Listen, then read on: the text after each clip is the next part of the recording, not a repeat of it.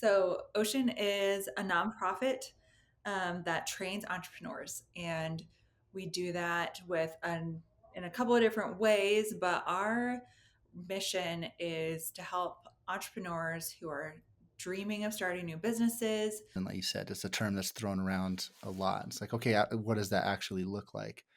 At the very least, I think we need to have a posture of being okay with it and not a posture of competitiveness. Which is really, really common. So it helps people there. And then it also helps folks who are more established, but they want like a refresher on some of the fundamentals. Like they want to go back to the basics. I'm like, what is my mission and vision? Who is my target customer?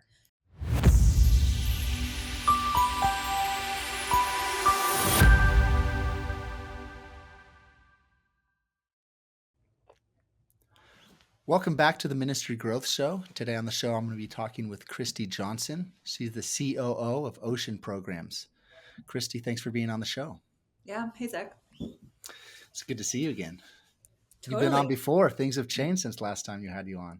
I know. Well, that was a very long time ago in Yeah. the time warp of the last three years. I Yeah. actually, this probably was 3 years ago that we talked. Okay. Okay, cool. So can you tell us a little bit about OCEAN Programs and why do you guys exist? What do you guys do?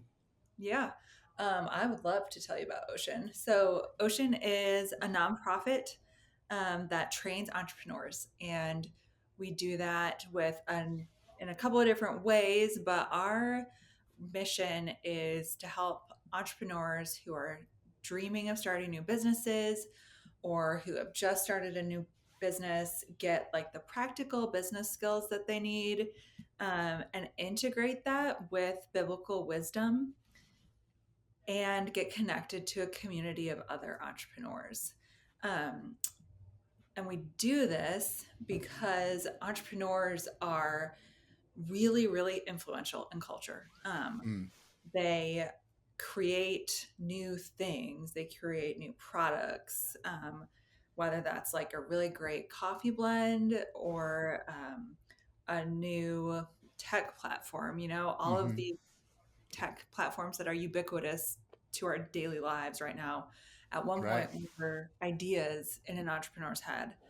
Um, so they create things, and those things that they create have all these ripple effects in the lives of that entrepreneur themselves, in the lives of their families and their employees and their customers, and ultimately in their communities, cities, and culture. So we want to help entrepreneurs in their very earliest days um, get those practical skills that they need, right? Like there are some like technical things you need to understand about business. Um, hmm we want them to be able to integrate that with biblical wisdom, and especially with um, for Christian founders with their faith, we want them to hmm integrate that from day one, um, and integrate rhythms that help them be a healthy human in other aspects of their lives. Um, so we want to help entrepreneurs understand and be set up well to have healthy relationships, with their nuclear family, with their friends, with their church community, with their neighbors. We want them to be set up well to have healthy rhythms for their physical health, like sleeping and hmm eating well and exercising. And it's not to say like we don't have exercise plans, but but that's an interesting thought now that I say that out loud. But what we have, Hey, there you go. what New we idea. try to do is help entrepreneurs at their earliest days say, like, listen, what you're about to do is like really, really exciting, and it's going to get really, really hard, really Mm, fast. So we want you to be equipped for the long haul, and we want you to be intentional about the impact that you're going to have if mm, you succeed. And our organization is led by people of faith, and we're started by people of faith, and we're Christians, but we don't exclusively serve Christians. So it's really, okay. really fun to help entrepreneurs who come from other spiritual backgrounds, some from other religious heritages, and some who might not identify as being particularly religious or spiritual, but they're like, um, my kids won't talk to me, you know? Hmm. It seems like you guys can help me with that. And we're like, we Yeah. would help you with that. Hmm. Um, so that's like our heartbeat is for like the integrated life of the founder from day one, so that their cultural influence can be really life-giving and generative and Okay. good. So it's both like a really immediate mission, but then has a really really long tail end. Yeah. Well, it sounds that's cool that you guys. It seems like that would be a cool opportunity to teach and train and show some of those biblical principles to people who might not have a Christian faith, and the Mhm. opportunities that would present themselves for you guys to share that and see the impact on someone's life when they implement some of those biblical principles into their, whether it's their business life or otherwise. Or it seems like it could be a cool opportunity to build relationship and stuff for disciple making opportunities. Yeah, it's a incredible like moment in someone's life to be with them and to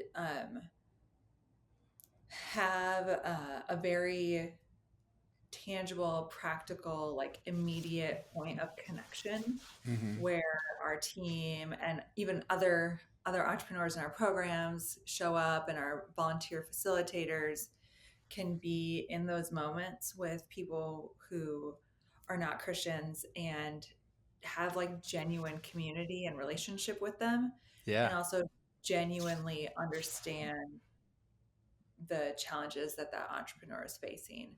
Yeah. Um, and that wins a lot of, I think, respect and a lot of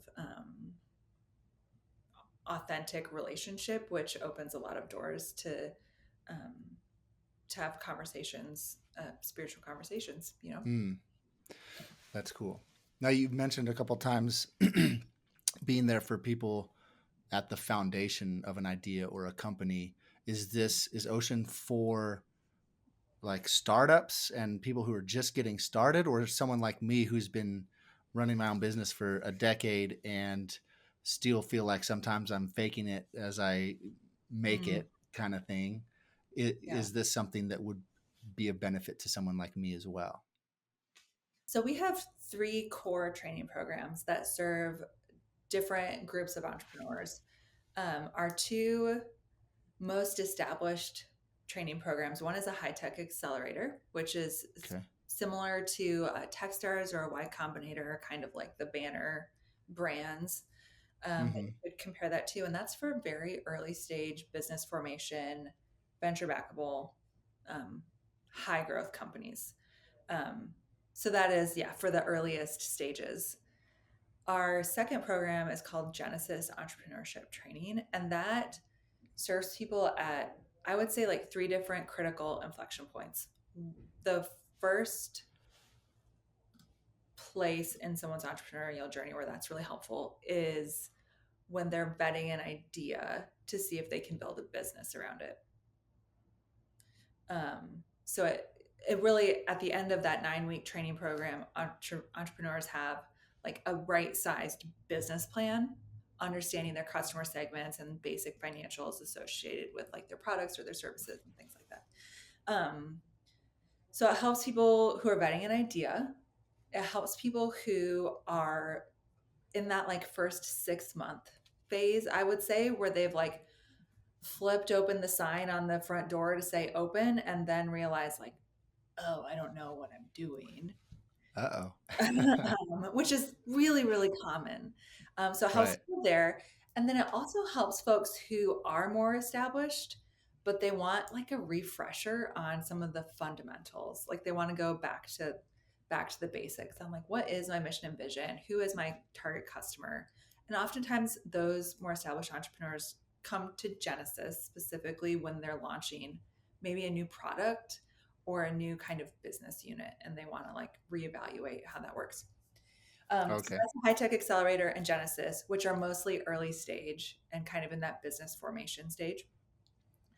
Our third program is masterminds. So we run mastermind groups for more established entrepreneurs who are, like you just said, Zach, you're 10 years in, it's like the business is making it, it's fine.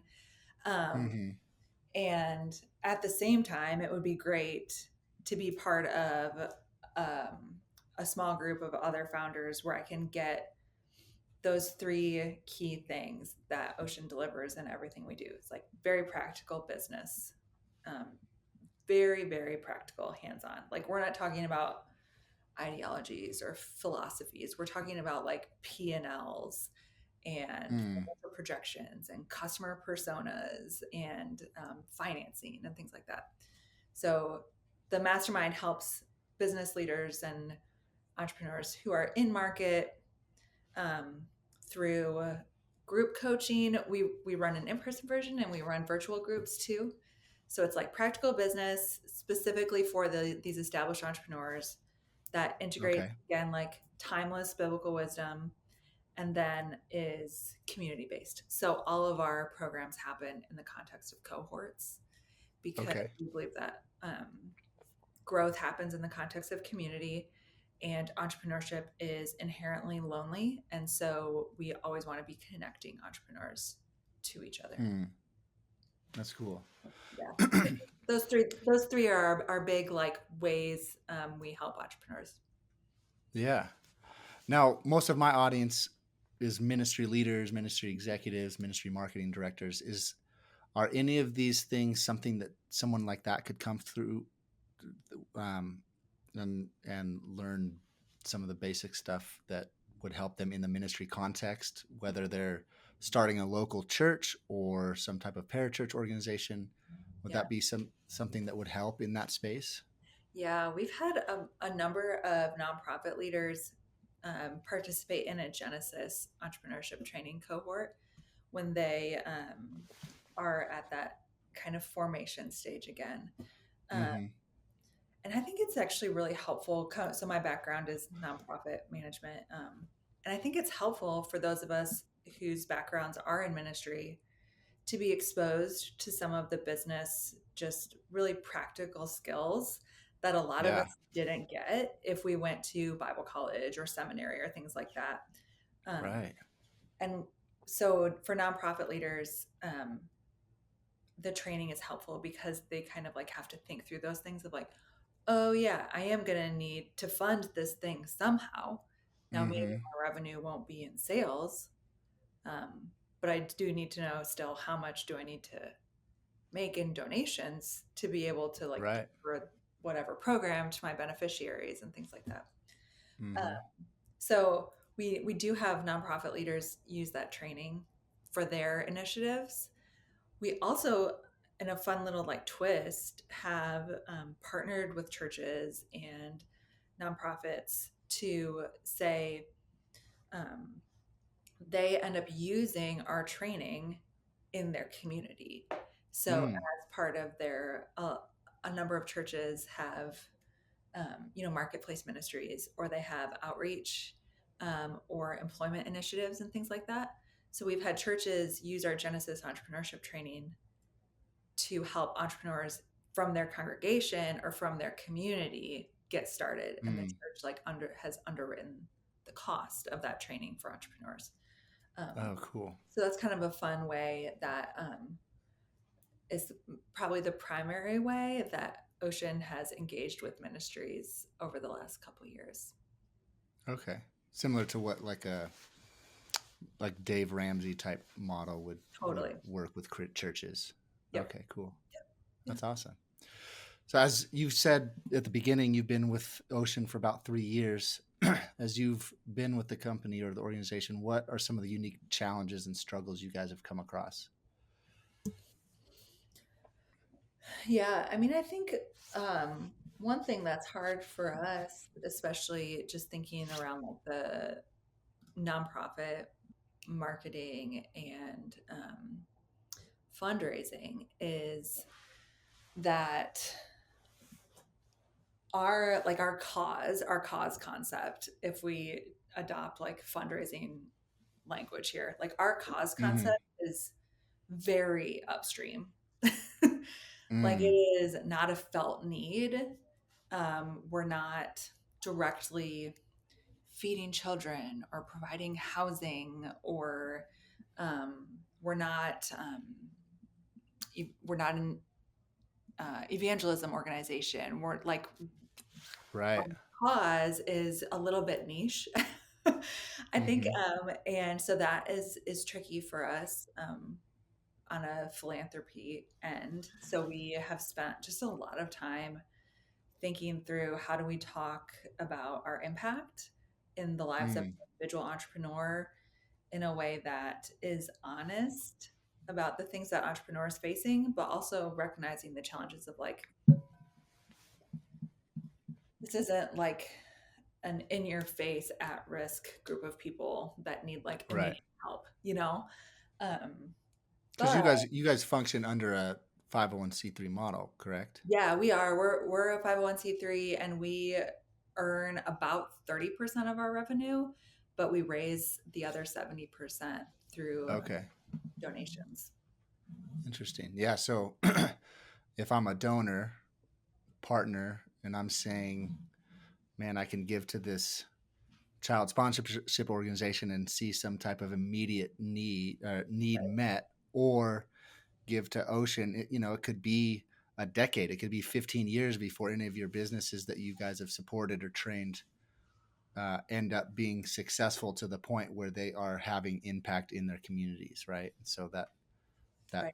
what you talked about being upstream, that's a different, in marketing terms, it's a different sell to a donor. Very much so. And it's something that resonates really quickly with people who have been there. Right.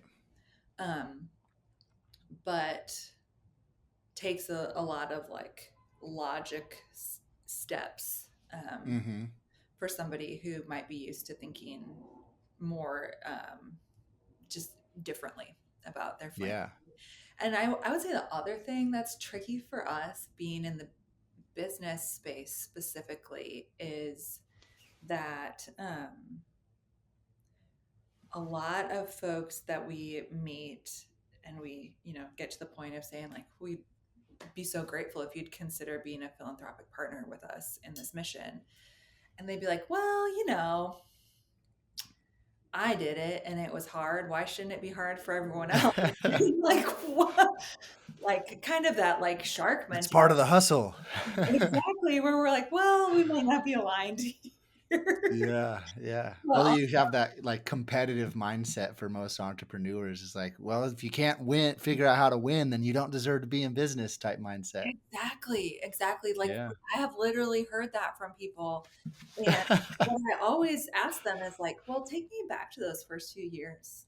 What difference would it have made in your life if you had a community of people who were checking Mm, on you, who helped you get connected with the right mentors, or who knew that your parents weren't talking to you, or yeah. who knew what it was like to have to make your first hire and make your first Mm. fire? What difference would that have made in your life if you hadn't been doing those things alone? And then usually they're like, well, Yeah. it's like, okay. Yeah. I mean, you're gonna do what you're gonna do, but it is an interesting kind of dichotomy Yeah. that we oftentimes get put in, uh, Mm. and that's fine. I think that's fine. Yeah. I think the other challenge that I know a lot of nonprofit marketers specifically face is just like the bifurcation of your audience, um, by the very nature of being a nonprofit, is Mm. like, because for a lot of nonprofits, I should say, you're trying to market like your services to your Mm-hmm. beneficiaries, and then you're also trying to market like your ministry and your mission to your donors. Right. Um, and so I think it can create some pretty complex messaging and require just a lot of intentionality on that. I think also like some tough just decisions on channels and stuff like that. So Mm-hmm. like we've intentionally decided that our social channels are entrepreneur facing. Mm, All of our LinkedIn, Instagram, Twitter, we're not like super active on Facebook, but everything we put out there is for entrepreneurs. okay. And so it looks like, man, we've got all this great stuff going on. We don't need anything. Because we don't message on those channels, like Yeah. we need financial support Yeah. as much as possible, you know. And every now and then we do try to like, cross penetrate those audiences, but it can be a little bit of a sacrifice, I think, if you decide to Hmm. go all in on one audience with your channels. And um, you're either sacrificing clarity or you're sacrificing like reach, Right. as a Interesting. nonprofit, I think, in my Hmm. experience. So we do most of our Yeah. donor communication via email Okay. and direct mail. Gotcha. Yeah, Yeah. We have a similar struggle. I think totally. about um, like Christian pregnancy centers. That's one that we have worked with in the past and have talked with. Like that's the biggest one that we run into. It's like, how do you communicate to a donor, but also communicate to somebody who's, considering abortion or is dealing with an unplanned pregnancy. Those are very two different audiences. Like So different. the gap is so big. So Yeah, yeah, that's a challenge. yeah. I mean, So I think it's great experience though for yeah. for I always say to our interns, um, if you I would recommend starting your career in a nonprofit, especially if you want to have like really generalist skills in marketing, because Mm-hmm. you will get to just really like stretch and face like some of these complexities that you wouldn't have if you're like, oh, I'm a marketing associate for Pepsi, you know? And it's like, Right. well, we know what we sell, and We chances know are who we sell it to. yeah, and you have like a really specific skill that you specialize in, and like Yeah. that's one thing, but I think it's fun to have to deal with some of that stuff, that you have the opportunity to get your hands on in a nonprofit that you wouldn't, you know, in a more established Yeah. business. Do you find that um, faith-based entrepreneurs tend to be the ones that end up being your biggest partners or donors Yes. that understand what you're doing like from the get-go? That doesn't take much explanation or education around what you guys do or how it works to see the value in it. Hmm. Hmm. Yes. Yeah. There's a great community of organizations and leaders and people who Mm, are kind of rallying around this faith driven entrepreneurship cause. Um, and yeah. that community, I would say, is really largely led by entrepreneurs who Mm, may have started their business, 40 years ago, but they have kind of stayed fresh in that mindset and connected with other entrepreneurs, and they're mentoring folks, and they're seeing like this community can have a really great impact. And so that kind of faith driven entrepreneurship mm. community is a great space for us to partner with folks, Yeah. other organizations, and I then want to shift a also little bit and talk. donors. You talked about like the cause, the purpose is significantly upstream for you guys. So when we're considering that end goal or that purpose behind training Mhm. entrepreneurs, let's dive into that a little bit deeper. Like, how do you think through all of that? What goes into that? Mhm. How do you ensure that, because it is so far upstream, like there's years potentially between someone being trained and having actual impact. Mhm. uh, how do you ensure that you're staying on track over the course of that long period of time? Let's talk about that a little bit.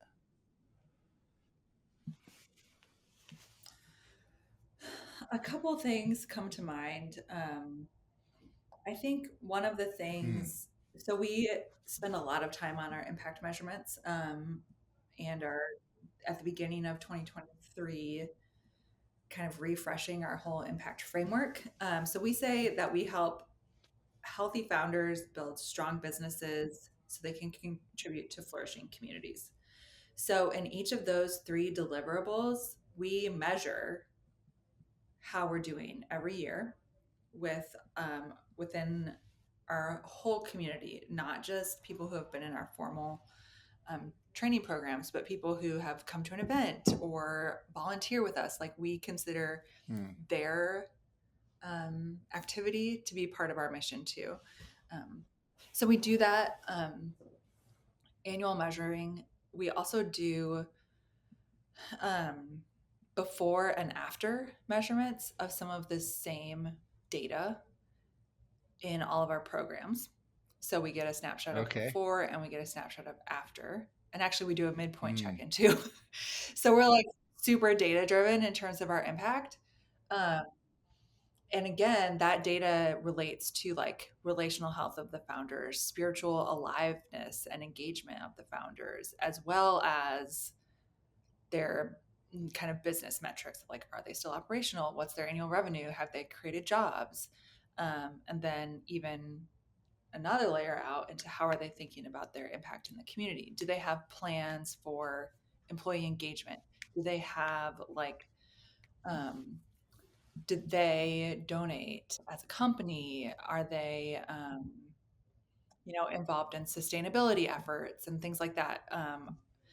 So we have different data Mm-hmm. points on all three of those like categories.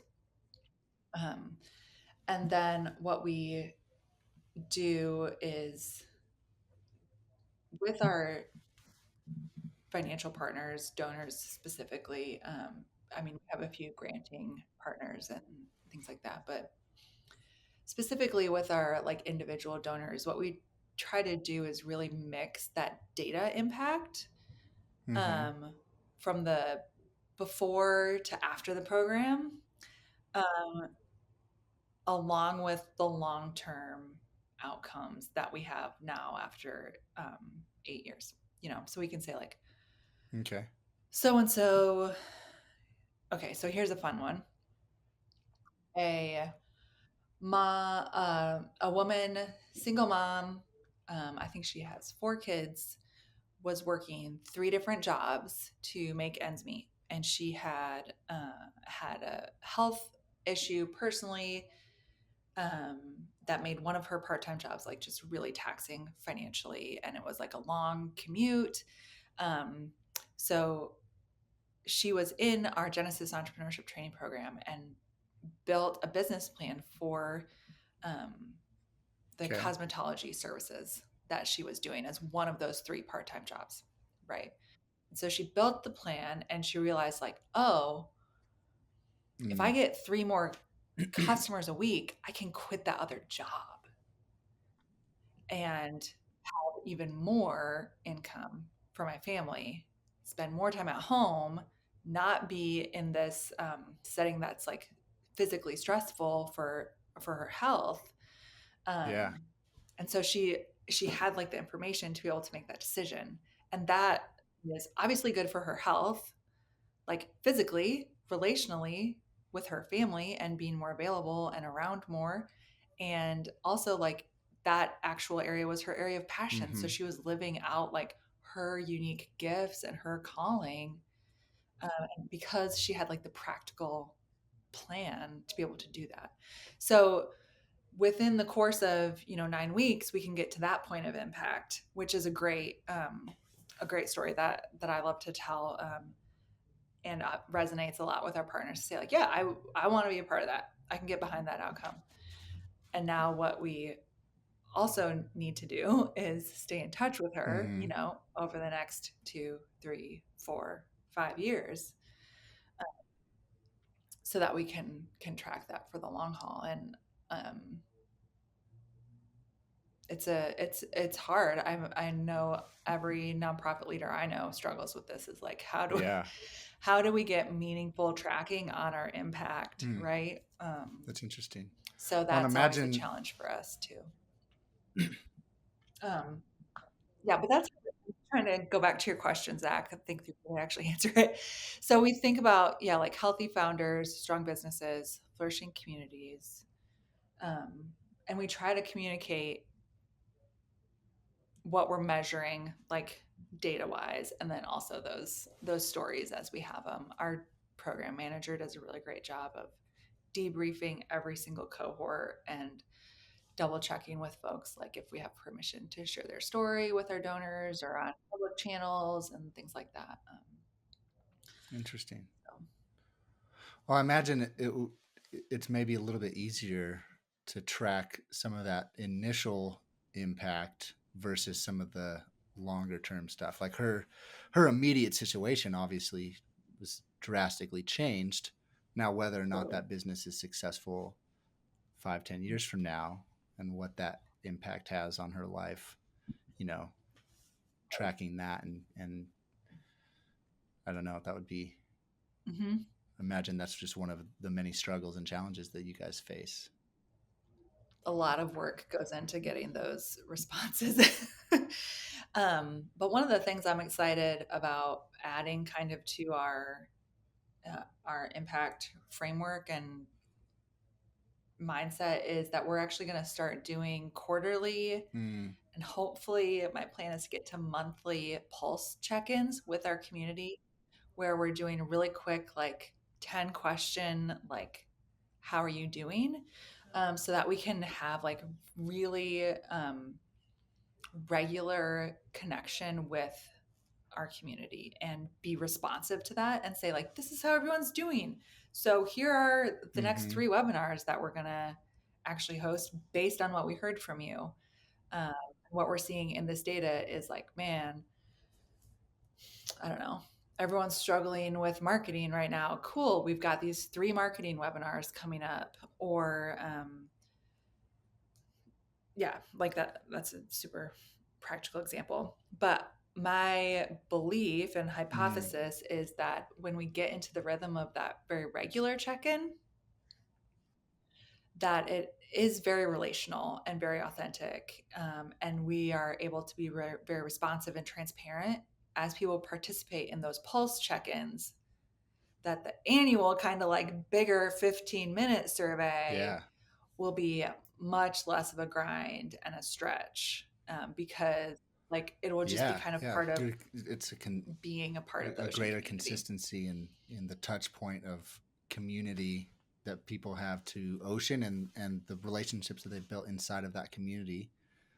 The more you're consistent with that, the more they're going to be top. You're going to be top of mind. It's like, oh, hey, Mhm. yeah, that was helpful. That's been helpful in the past. I want to continue to invest and be a part of this community. That's cool. Well, it's man, it's you guys have Yeah. your at least your desire and the efforts that you're putting forth to track that impact, um, as difficult as it may be. I think that it's a good example, of how I think a lot of ministries should be functioning, right? I don't think we do a good enough job in just the ministry sector as a whole of tracking what kind of impact we're having. There's obviously a lot of great examples of it being done really well, but um, that's cool.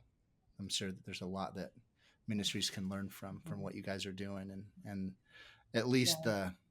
the desire that you have to make sure that you are doing your best to track those things.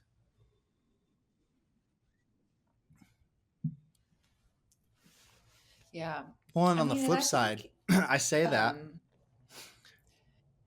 and I think, I also don't think that there's enough space given in the ministry sector to be innovative and try things that don't have impact. Like we're not given a lot of mhm. leeway in saying, hey, we're going to dump a bunch of money and time and investment into some new endeavor to go see if it works or not. And we could crash and burn and fail miserably. And that's okay. Like, I don't think that there's enough space given and enough effort given in that space either. So kind of a give and take type situation, huh? I think, that's a good point. And I think that's where it's really, really helpful to Mm, have a framework for your impact, not just like a single KPI. Um, because then you can still have your mission, and this is mm, ultimately what we are, uh, why we exist as a ministry, um, and the outcomes that we are striving for, and also like the mission that we're stewarding. But then within that framework, okay, so healthy founders for us, right? We I'm tempted to just like pull it up, but I won't. Um, so we ask questions, a number of different questions that kind mm, of aggregate into, are we delivering on that outcome? And right, those questions aren't like, did you complete training? right. Like obviously we track our completion rate, but that's not that's not our impact. Our impact is like,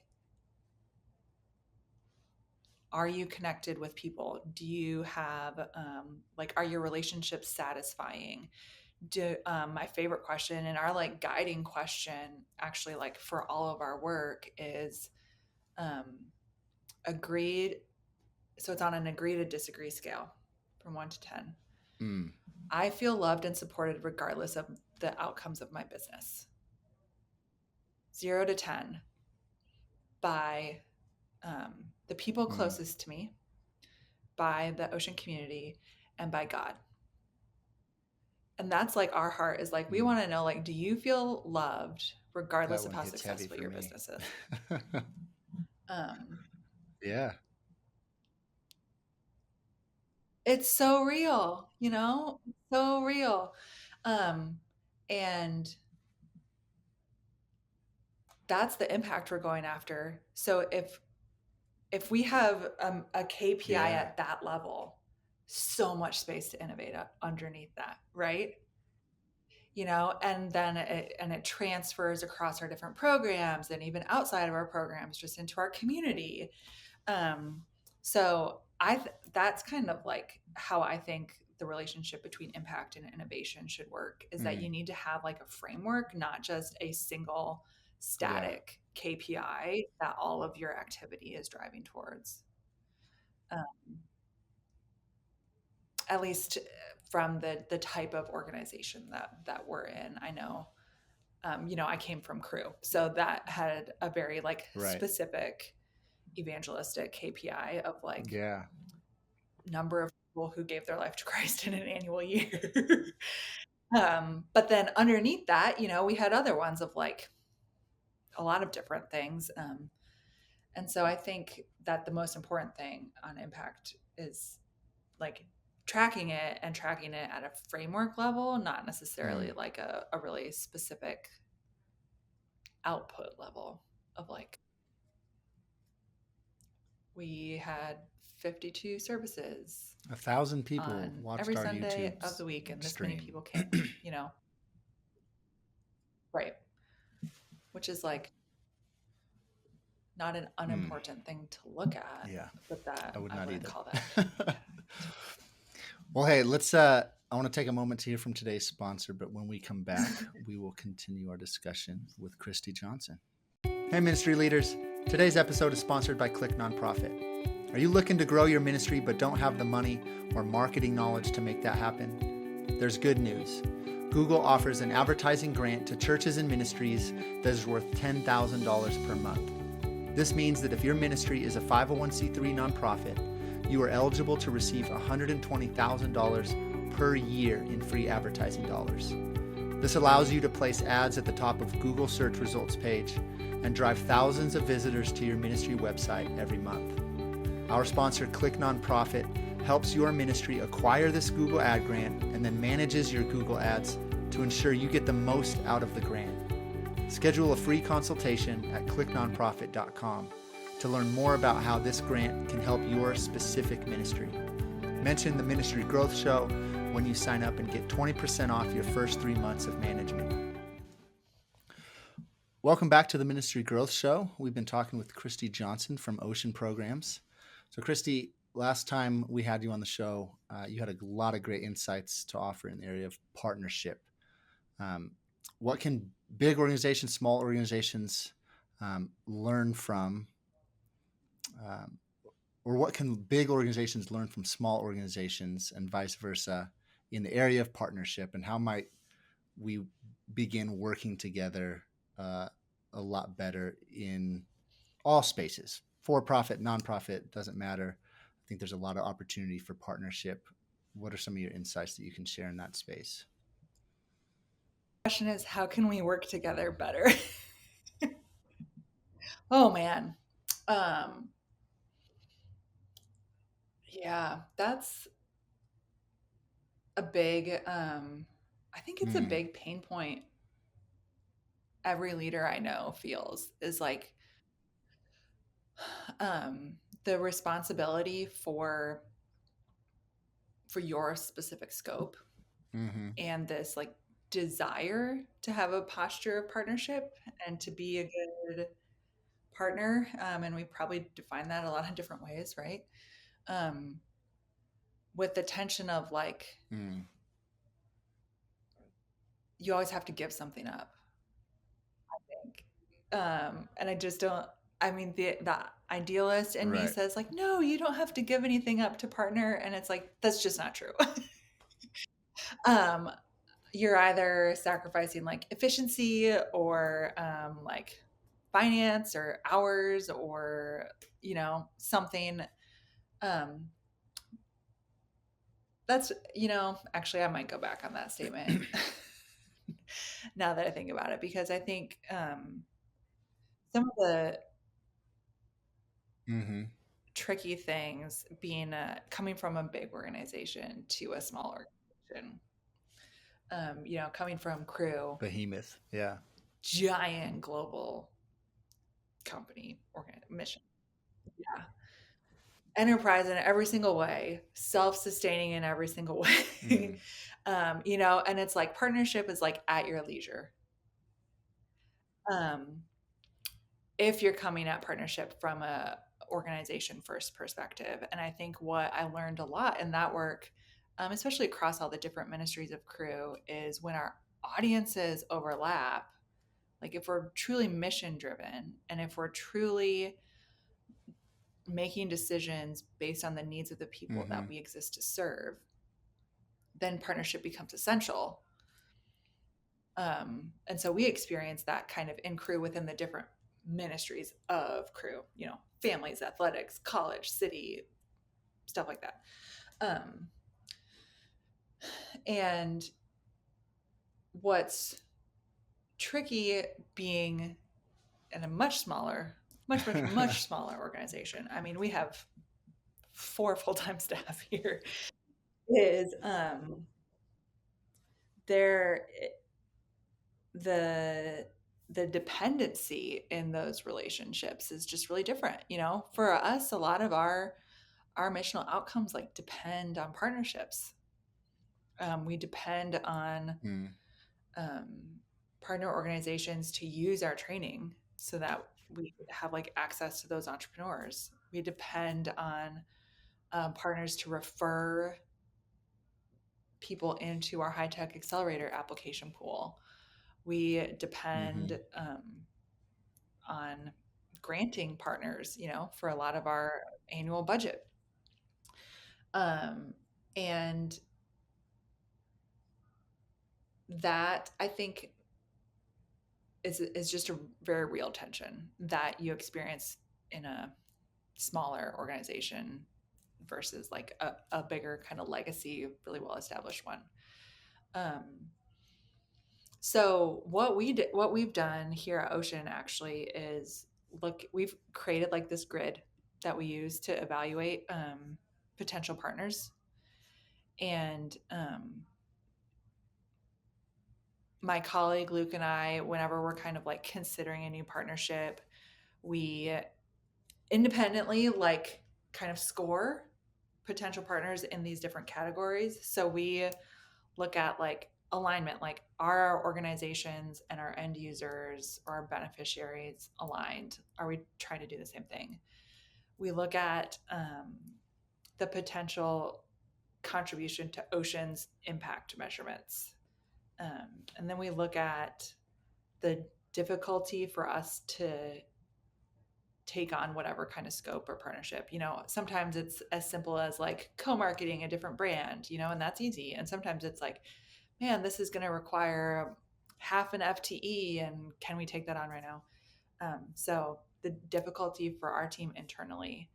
And then we also look at just like the readiness of Mm. both of our organizations to activate on a partnership.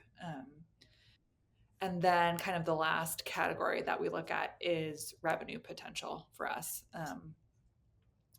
And we weight all of those different things and then kind of look at it. And um, that's been really, really helpful for us because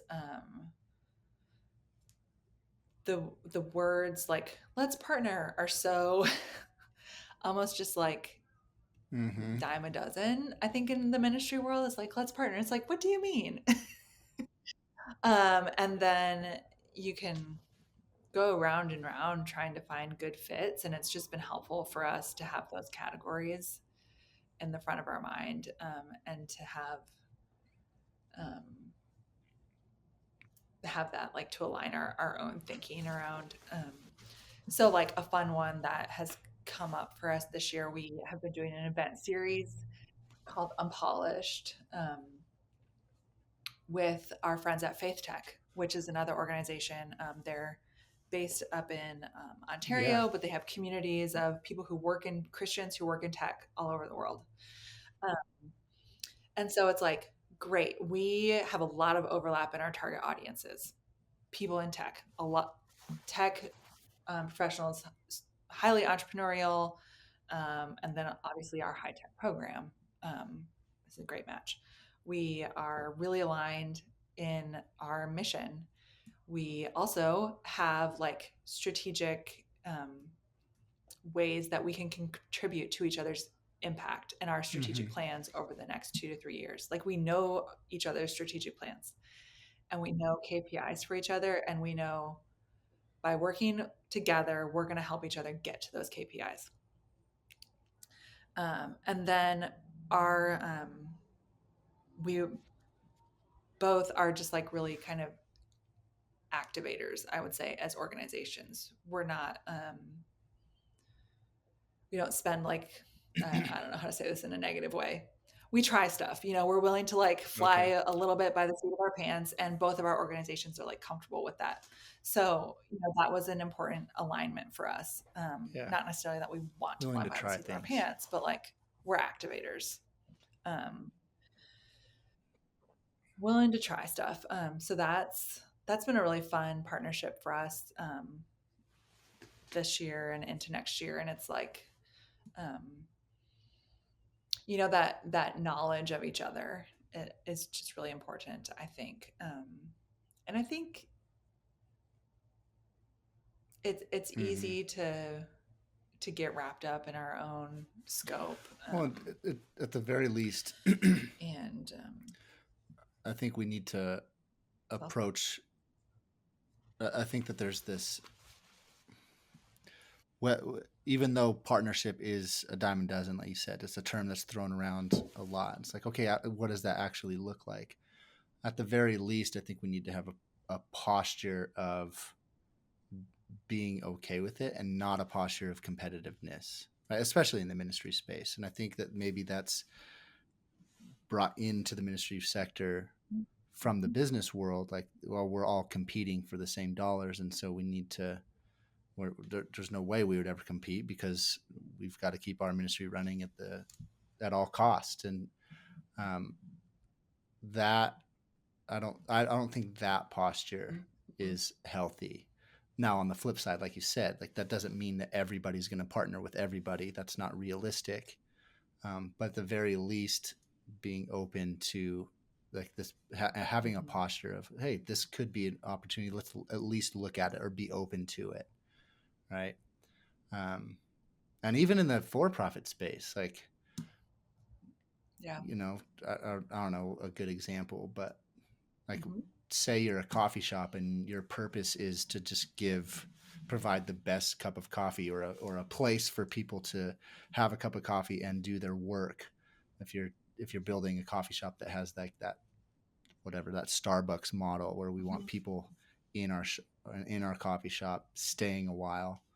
Um, like if there's another coffee shop in your region that's got that Yeah. same purpose, there may be opportunity to partner. Now, who knows what that ends up actually looking like? But um, I don't this competitiveness at all costs, especially in the ministry world, is, I think, uh, I don't know if I would say as strong as a word as destructive, but um, I don't think it's healthy. I think that's fair. One of the things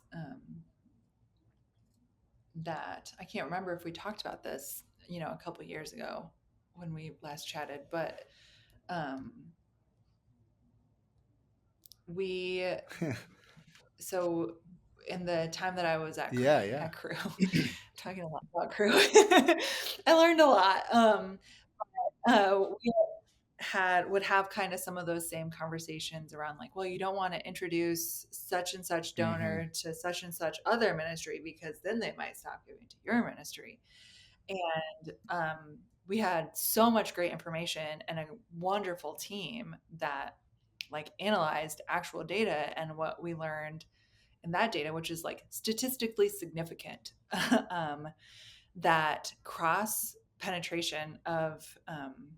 giving always resulted in more giving to both.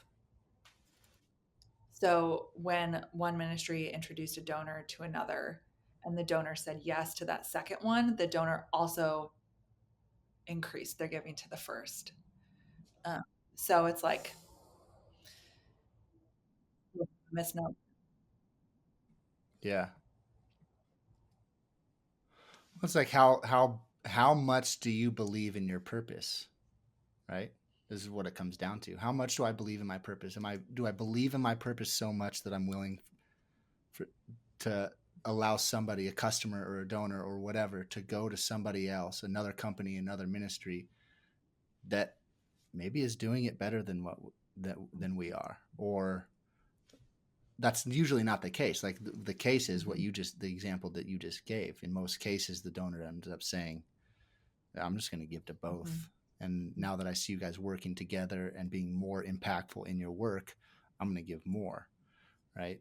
Like how Yeah. much do you believe in your purpose? And is your purpose clear enough? Like that's a whole nother messaging discussion, but right, like how do you Yeah. believe in it so much you're willing to say, hey, if there's somebody else Yeah. doing this And I think, better, go to um, them. I know there's a lot of really great books and resources on that, but fundraising is such a good, like character refiner. um, and I think that's true. Even when I think of the work I do Yeah. now, I spend most of my time on our earned revenue. And my colleague Luke does a lot of our donor relationships.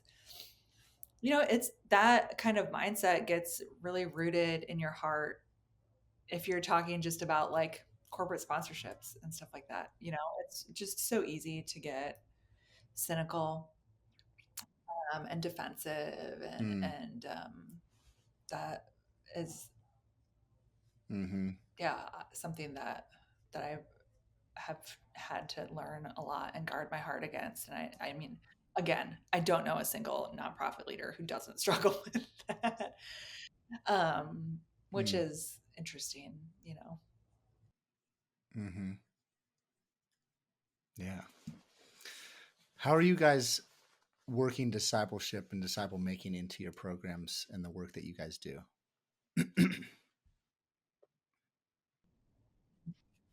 Mhm. Well, I would answer that a little bit by saying like Right.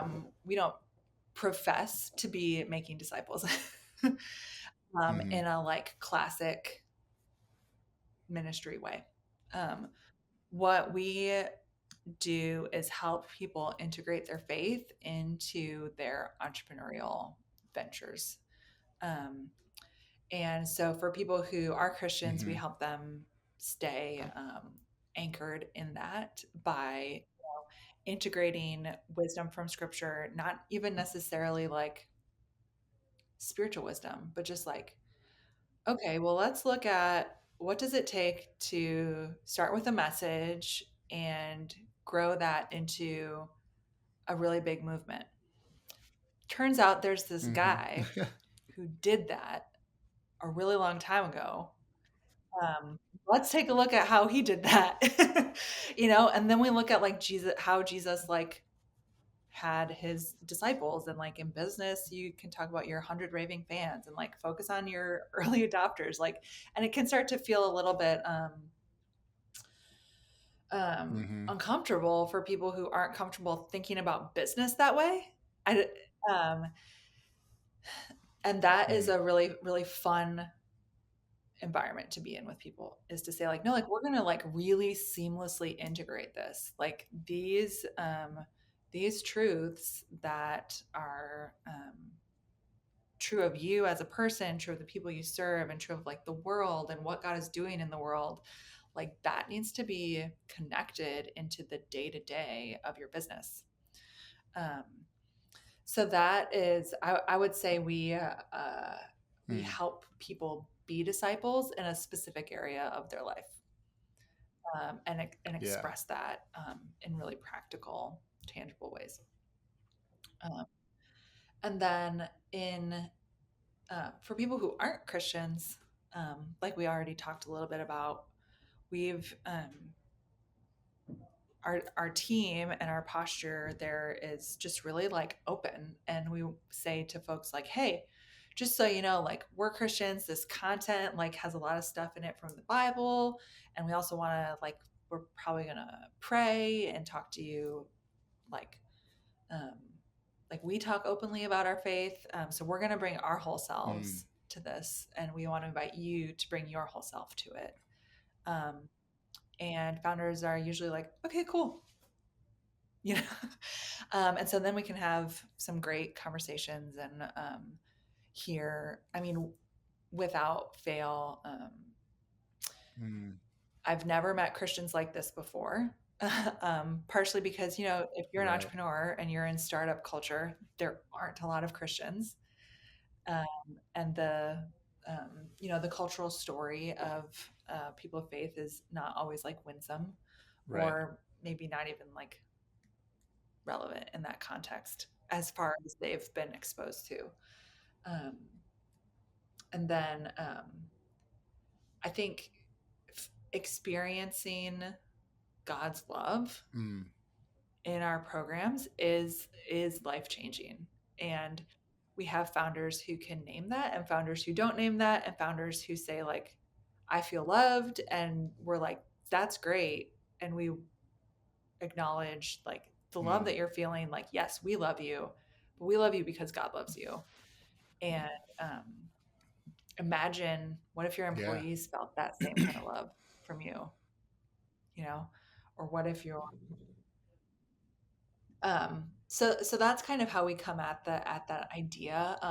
But I wouldn't necessarily even use the word discipleship, just because I know for a lot of ministries and other organizations and churches, like it means some pretty specific relationships and conversations that are just not part of what we do. Yeah. And teaching, training, equipping in biblical principles. Hmm. And when somebody starts applying those basic spiritual and natural laws to their business and their life, Hmm. like there's going to be fruit from that, right? So you have to have seen that. And so do you find that people go, hey, I've never heard of this stuff before.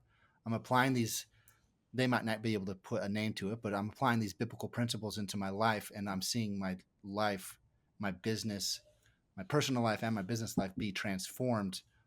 What's going on here? Like, do those conversations come out of the transformation that's taking place when those biblical principles are applied? Yeah. Yeah. Yeah.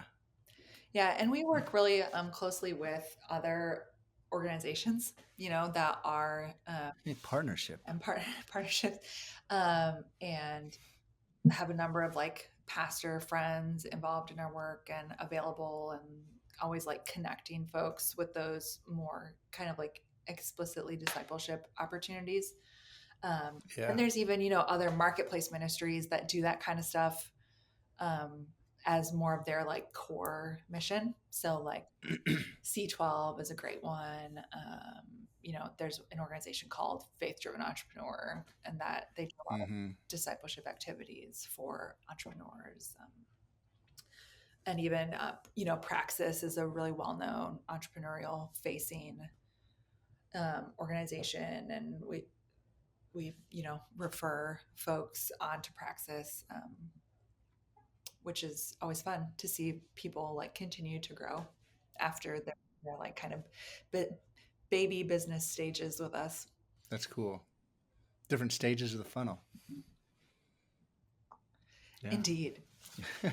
If I can Yeah. put a marketing term to the disciple making process, I get in Yeah. trouble for doing that.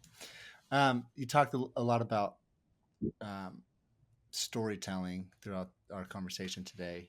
What are you guys doing to communicate the stories of how God is moving through your ministry, through your partners, through your beneficiaries, your participants? Like, what does storytelling Mhm. look like for you? I would say right now, the best story we have right now actually was produced externally. Oh, um, interesting. Seattle Pacific University has a institute called Faith and Co. It's like Faith and Company, and they do these like mini documentary Mm-hmm. series. Um, and Ocean was just featured in one of those. So it's like a 15-minute mini documentary, um, which tells our story, and the story of three of our Okay. alumni really, really nice. And outside of that, I would say like the big overarching story of Ocean is something that we've attempted at with things like blogs and social and stuff like that. But it's an area where we are trying to grow and become a little bit more mature in that. Because kind of like right now, like I said, like we've kind of over the last year dedicated most of our messaging to Mm, entrepreneurs, to like getting people engaged in our programs. mm, And I think we'll realize better results on, if you talk about like a marketing funnel, I think we'll realize better bottom of funnel conversion with people signing up and registering and participating, um, when we have a more, I it, not necessarily more compelling, but a better mm. articulated organizational story. Are you taking the people that have seen success after they've gone through your training and saying, "Hey, can you sit in front of a camera or write your story down of what kind of transformation has taken place in your personal life or in your business," and sharing those stories, Mhm. or do you find that is difficult for any reason? No, we do that pretty regularly, like with specifically our donor facing. And I think, even in this conversation, it's like, well, there's no reason for that to just be donor facing. And then we, use a lot of testimonials as social proof for participants to get them to sign up for stuff. Awesome. This has been awesome, Christy. I want to make sure I'm respectful of your time. We're at over an hour here, but if people want to learn more about what you guys are doing at Ocean Programs, if they want to get a hold of you, learn more about what you're doing, how can listeners get a hold of you and stay up to date on your journey? Yeah. Where our website is Mm, oceanprograms.com, very straightforward. And we have a nice little newsletter subscribe pop up on most of our web pages. perfect. So if you click through that pop up, you can get on our email list. And then also on social, all of our handles are at Ocean Program. So Instagram, Twitter, Facebook, YouTube, and LinkedIn. we tend to hang out on LinkedIn and Twitter and Instagram the most. So that's a great place to find us. And then my contact card is on our website on our team page. So that's easy. And would love to hear from anybody who's interested in anything we chatted about. Yeah, yeah. And again, for our listeners, like we said earlier, this is not just for-profit companies. Like there is benefit for if you're looking to start a new ministry or you're looking to be more effective in your local body church. They can help you out in those spaces too. So thank you, Christy, for being on the show. We really appreciate the time that we've had to talk about what you guys are doing and hear what God's doing through your ministry. Can I pray for you and Ocean? That'd be great. Fathers, thank you so much for Christy. I thank you for all the work that they're doing through Ocean, the work that you're doing through this organization and this leadership team. I pray that you would just continue to go before them, guide and lead them as they train and equip entrepreneurs to be healthier, to run more effective businesses and have greater kingdom impact in their communities and in their cultures, and all rooted in the biblical principles that you are that they're teaching through these programs. Lord, thank you for Christy. Thank you for her willingness to say yes to your call. We love you. Thank you that we get to be a part of what you're doing. In Jesus' name, amen. All right. Christy, thanks so much for being on the show. We really appreciate it. This is fun. Yeah, thanks. Bye. Thank you for listening to this episode of the Ministry Growth Show. If you've enjoyed it, we'd appreciate it if you rate and review us on your favorite podcasting app, and make sure you subscribe so you never miss an episode. If you have a story or expertise to share with other ministry directors and pastors, or know someone who would be a great guest for the show, let us know. We love connecting with ministry executives and sharing their wisdom and insight with our audience. Just send us an email at podcast@reliantcreative.org. And lastly, if you need help telling your ministry's story, we would love to share how we can help in that process. Check out Reliant Creative at reliantcreative.org and book a call today. See you next time.